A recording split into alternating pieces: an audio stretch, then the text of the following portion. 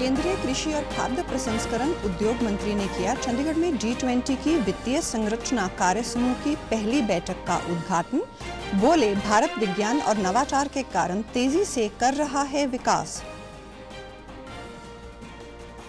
राष्ट्र आज राष्ट्रपिता महात्मा गांधी को उनकी 75वीं पुण्यतिथि पर कर रहा है श्रद्धांजलि अर्पित। वरिष्ठ नेताओं ने राजघाट पर जाकर किए श्रद्धा सुमन अर्पित।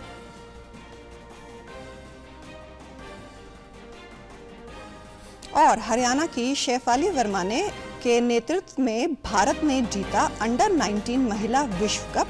राष्ट्रपति, उपराष्ट्रपति, प्रधानमंत्री और मुख्यमंत्री मनोहर लाल ने दी बधाई। नमस्कार, चंडीगढ़ से आपका स्वागत है। मैं हूं शैली तनेजा। अब समाचार विस्तार से। भारत की अध्यक्षता में G20 international financial architecture working group की पहली बैठक आज से चंडीगढ़ में शुरू हो गई है। बैठक का शुभारंभ केंद्रीय कृषि और किसान कल्याण मंत्री नरेंद्र सिंह तोमर और खाद्य प्रसंस्करण उद्योग मंत्री पशुपति कुमार पारस ने किया। इस मौके पर केंद्रीय मंत्री तोमर ने कहा कि भारत द्वारा G20 की अध्यक्षता करना सभी नागरिकों के लिए गर्व का क्षण है। विज्ञान एवं नवाचार से भारत का विकास तेजी से हो रहा है। ये दोनों भारत के भविष्य के साथ गहराई से जुड़े हैं। तोमर ने कहा, हमारे G20 के समावेशी, महत्वाकांक्षी, कार्य उन्मुख व निर्णायक एजेंडा के माध्यम से हमारा लक्ष्य वसुधैव कुटुंबकम की सच्ची भावना प्रकट करना है। के साथ आने वाली जिम्मेवारियों से हम भली भांति परिचित हैं। आज दुनिया अनेक जटिल चुनौतियों का सामना कर रही है, जो गहराई से एक दूसरे से जुड़ी हुई है और केवल सीमाओं द्वारा परिभाषित नहीं की जाती।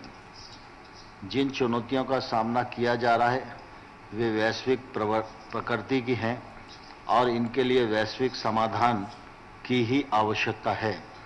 इसलिए विश्व समुदाय को आज वैश्विक रूप से समन्वित नीतियों तथा कार्यों की ओर अधिक जोर देने की आवश्यकता है।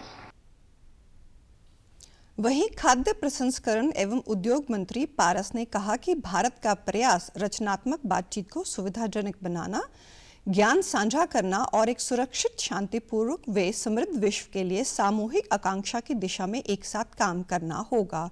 G20 की भारतीय अध्यक्षता में अब तक की प्रगति को आगे बढ़ाना और ये सुनिश्चित करने की जिम्मेदारी है कि आज अंतर्राष्ट्रीय वित्तीय संरचना तीव्र चुनौतियों का सामना करना व असुरक्षित समूहों को अधिकतम सहायता प्रदान करने के लिए अच्छी तरह से सुसज्जित रहना।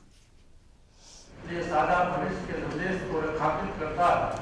भारत का प्रयास रचनात्मक बातचीत को सुविधाजनक बनाना, ज्ञान साझा करना और एक सुरक्षित, शांतिपूर्ण और समृद्ध विश्व के लिए सामूहिक आकांक्षा की दिशा में एक साथ काम करना होगा। बैठक में IFA को-चेयर विलियम रूस, ब्योसिंग जंग दक्षिण कोरिया, केंद्रीय वित्त मंत्रालय की अपर सचिव मनीषा सिन्हा, RBI सलाहकार महुआ राय भी उपस्थित थीं। G20 शिखर सम्मेलन की आज पहली बैठक चंडीगढ़ के IT पार्क स्थित एक होटल में हो रही है। आज इसमें दुनिया की अग्रणी अर्थव्यवस्थाएं वैश्विक ऋण स्थिति पर चर्चा करेंगी और बढ़ते कर्ज को बेहतर ढंग से संभालने के लिए समाधान तलाशेंगी। बैठक के लिए नियुक्त की गई सलाहकार अनु P मथाई और वित्त मंत्रालय के संयुक्त सचिव B पुरुषार्थ ने कल बताया कि इसमें 21वीं सदी की वैश्विक चुनौतियों पर मंथन कर समाधान की राह तलाशी जाएगी। साथ ही कमजोर और गरीब देशों को ज्यादा से ज्यादा मदद पहुंचाने के तरीकों पर चर्चा की जाएगी। आज हुई G20 की बैठक में दक्षिण कोरिया प्रतिनिधिमंडल के प्रमुख ब्यूंग सिक जंग ने भी वैश्विक चुनौतियों को लेकर अपने विचार साझा किए। As you mentioned that we are facing a lot of challenges, global challenges, global debts, climate changes and desalinization. We are get together to address those issues, as you suggested, with the spirit, under the spirit of one family, one future. We are really are going to take care of vulnerables, as you emphasized, going forward. Chandigarh में हो रही G20 बैठक को लेकर हमारे संवाददाता पंकज शर्मा की एक रिपोर्ट। 2 दिवसीय G20 वित्तीय संरचना कार्य समूह की बैठक की शुरुआत हुई। इस बैठक की शुरुआत केंद्रीय मंत्री नरेंद्र सिंह तोमर और पशुपति कुमार पारस ने करी। 2 दिवसीय मीटिंग को अटेंड करने के लिए करीब 100 डेलीगेट्स आए हैं, कई ऑर्गेनाइजेशन से रिप्रेजेंटेटिव आए हैं और कुछ मेहमान देश से भी लोग आए हैं।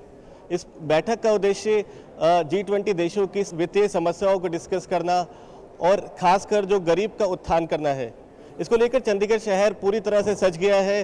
कई सारे ऐसे इवेंट्स हो रहे हैं, एक त्यौहार की तरह लग रहा है। ऐसा लग रहा है कि जैसे कोई त्यौहार है और यहाँ पे काफ़ी लोग उस इवेंट्स हो रहे हैं, वो जा रहे हैं, डेलीगेट्स आ रहे हैं, जो फॉरेन डेलीगेट्स वो इसको देख रहे हैं। उनके लिए कल शाम को भी एक पोलो इवेंट का आयोजन किया गया था और ऐसे ही इवेंट आज भी लाइंड अप है और कल भी। तो देखना होगा ये 2 दिवसीय मीटिंग में ऐसे कितने मुद्दे डिस्कस हो पाते हैं। इसका समापन कल होना है और उन मुद्दों में ऐसी कौन सी समस्याएं हैं जिसका निवारण करने का प्रयास किया जाएगा। कैमरामैन आशुतोष के साथ पंकज शर्मा, DD न्यूज़, चंडीगढ़। राष्ट्र आज राष्ट्रपिता महात्मा गांधी को उनकी 75वीं पुण्यतिथि पर श्रद्धांजलि अर्पित कर रहा है। 1948 में आज ही के दिन महात्मा गांधी की हत्या हुई थी।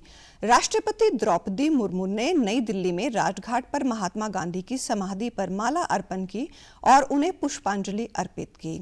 उपराष्ट्रपति जगदीप धनखड़, प्रधानमंत्री नरेंद्र मोदी, केंद्रीय गृह मंत्री अमित शाह, रक्षा मंत्री राजनाथ सिंह, आवास और शहरी कार्य मंत्री हरदीप सिंह पुरी और लोकसभा अध्यक्ष ओम बिरला ने भी राजघाट पर जाकर राष्ट्रपिता महात्मा गांधी को श्रद्धांजलि दी। इस अवसर पर सर्वधर्म प्रार्थना सभा का आयोजन किया गया। आज शहीद दिवस के अवसर पर देश भर में सुबह 11 बजे 2 मिनट का मौन रखा गया। चंडीगढ़ में UT सचिवालय में आज प्रशासक के सलाहकार धर्मपाल की अगुवाई में प्रशासनिक अधिकारियों और कर्मचारियों ने 2 मिनट का मौन रखकर राष्ट्रपिता महात्मा गांधी और स्वतंत्रता संग्राम के शहीदों को श्रद्धांजलि दी।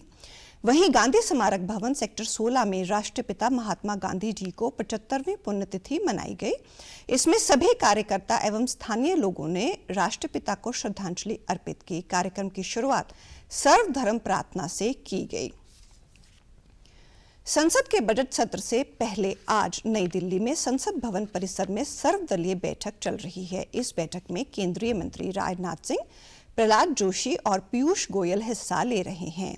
राष्ट्रवादी कांग्रेस पार्टी के अध्यक्ष शरद पवार, तृणमूल कांग्रेस के सुदीप बंदोपाध्याय, मार्क्सवादी कम्युनिस्ट पार्टी के इलाम रम करीब, शिवसेना उद्धव ठाकरे गुट की प्रियंका चतुर्वेदी, राष्ट्रीय जनता दल के मनोज झा और आम आदमी पार्टी के संजय सिंह भी बैठक में हिस्सा ले रहे हैं।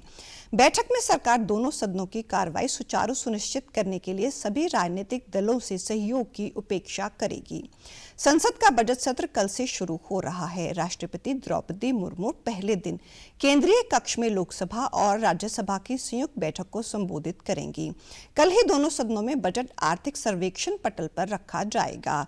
बजट सत्र 6 अप्रैल तक चलेगा और 66 दिनों में इसकी 27 बैठकें होंगी। सत्र का पहला भाग 13 फरवरी तक चलेगा। 14 फरवरी से 12 मार्च तक सदन की कार्रवाई नहीं होगी और इस दौरान विभागों से संबद्ध संसदीय स्थायी समितियां अनुदान की मांगों की समीक्षा करेंगी और अपने मंत्रालयों और विभागों से संबंधित रिपोर्ट तैयार करेंगी। बजट का दूसरा भाग 13 मार्च से शुरू होगा और 6 अप्रैल तक चलेगा। भारतीय क्रिकेट कंट्रोल बोर्ड BCCI ने दक्षिण अफ्रीका में ICC अंडर 19 महिला 2020 विश्व कप जीतने पर भारतीय महिला टीम को 5 करोड़ रुपए का नगद पुरस्कार देने की घोषणा की है। भारत ने कल दक्षिण अफ्रीका के पोर्ट चेफस्ट्रम में पहले अंडर 19 महिला 2020 विश्व कप के फाइनल में इंग्लैंड को 7 विकेट से हराकर ट्रॉफी पर कब्जा किया। शेफाली वर्मा की कप्तानी में भारत ने 69 रन का लक्ष्य 14 ओवर में हासिल कर लिया। राष्ट्रपति, उपराष्ट्रपति और प्रधानमंत्री ने महिला अंडर 19 2020 क्रिकेट वर्ल्ड कप जीतने पर भारतीय टीम को बधाई दी है। राष्ट्रपति द्रौपदी मुर्मू ने ट्वीट में कहा कि इन प्रतिभावान युवा खिलाड़ियों ने शानदार प्रदर्शन किया और यह देश के युवा, विशेष रूप से बालिकाओं के लिए प्रेरणा बन गए हैं। इस ऐतिहासिक जीत पर भारत का गौरव बढ़ा है। उपराष्ट्रपति जगदीप धनखड़ ने ट्वीट में कहा कि भारतीय टीम का शानदार प्रदर्शन भारतीय क्रिकेट के भविष्य के लिए महत्वपूर्ण है। इससे उभरते खिलाड़ियों को प्रोत्साहन मिलेगा। प्रधानमंत्री नरेंद्र मोदी ने इस विशेष जीत पर भारतीय टीम को बधाई देते हुए कहा कि खिलाड़ियों ने शानदार क्रिकेट खेला और उनकी सफलता नए उभरते खिलाड़ियों को प्रेरित करेगी।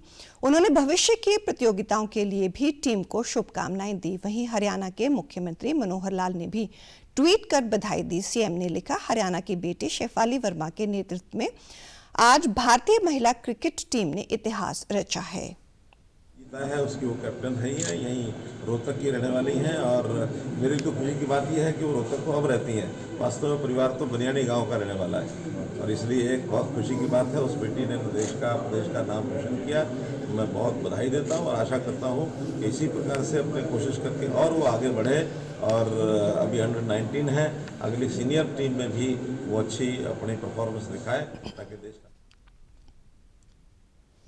भारत में खेलों को नई ऊंचाई देने वाले खेल महाकुंभ खेलो इंडिया युवा 2022 की शुरुआत आज से होने जा रही है। शाम 7 बजे केंद्रीय खेल मंत्री अनुराग ठाकुर और मध्य प्रदेश के मुख्यमंत्री शिवराज चौहान इसका शुभारंभ करेंगे। खेल और युवा कार्य मंत्रालय ने खेलो इंडिया यूथ गेम्स 2022 के लिए एक विशेष मोबाइल एप्लीकेशन लॉन्च किया है।